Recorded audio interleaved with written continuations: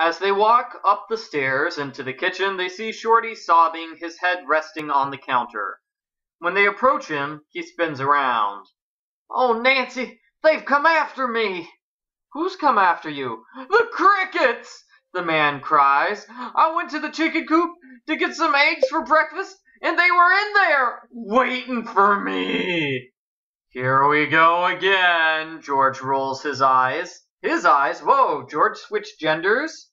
I mean, I know George has a boyish nickname, but still, Interesting, mistake there. Okay, so Shorty grabs the lapels of Nancy's robe. "Please, can you help me? Just get them varmints out of there. I'll get the eggs. Okay, let's help out Shorty. Let's find these crickets." Cricket, cricket, cricky, crick, cricket.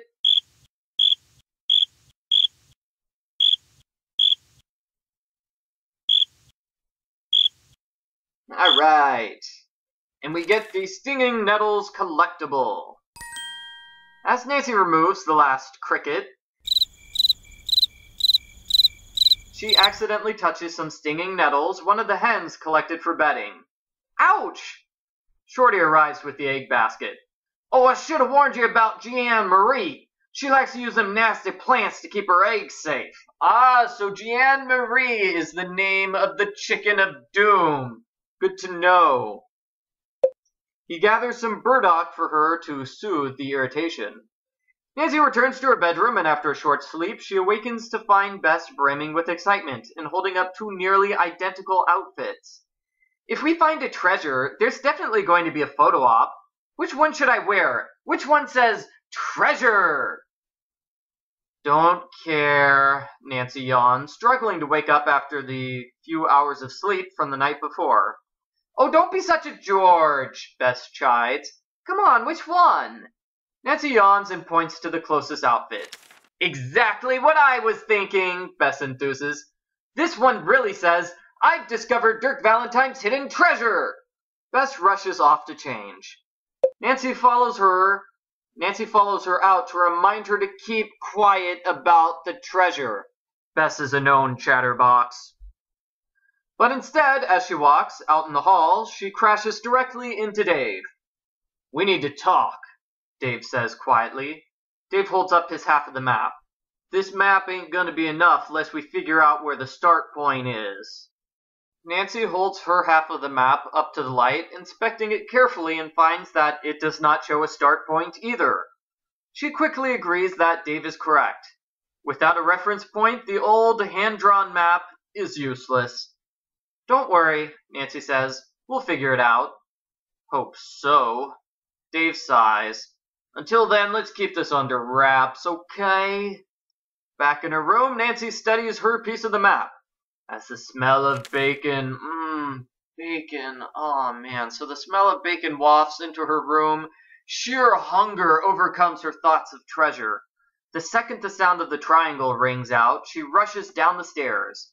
When she arrives, the first thing she notices is Dave's angry glare. Nancy gives him a questioning look. "Well, hi there, Nancy," Dave says, barely able to disguise his irritation. "Everyone here was just talking about how excited they are to find Dirk's treasure." Nancy shoots Bess an irritated look. Bess mouths the word, "Sorry." "I guess word got out that you found the map," Dave continues, "and now it looks like everyone's going out to look for treasure." "Okay," Nancy says to the table. "The map that everyone's so excited about belongs to Dave. He asked me to keep it a secret. We're still not sure where the map start point is, but since it's Dave's map, it's only fair that he decides who to take to search for treasure." Uncle Ed, Aunt Bet, Bess, George, and all the guests turn to Dave, suddenly the center of attention. Dave shifts uncomfortably in his chair. He looks to Nancy for help.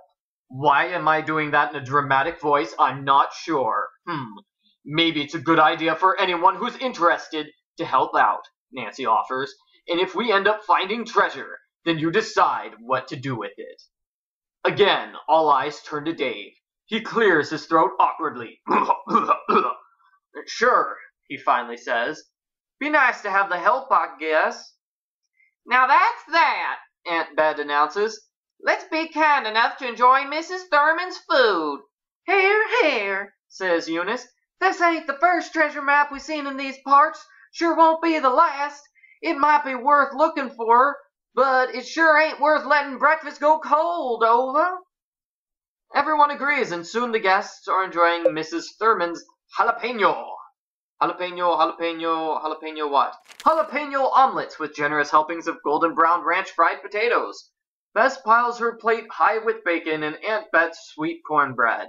Soon the table talk turns to Dirk Valentine. His girlfriend used to live right here at the ranch, Shorty says, dishing another omelet on Uncle Ed's plate. Dave here's related, you know. They know, Shorty, Dave says quietly. I told him the whole story. She and Dirk would leave love notes for one another, for each other up on Pinecone Peak. Did he tell you that? The bald cook continues. To be perfectly honest, Suzanne says, dabbling her mouth with her napkin, the romance between Dirk and Frances is what brought me to Shadow Ranch.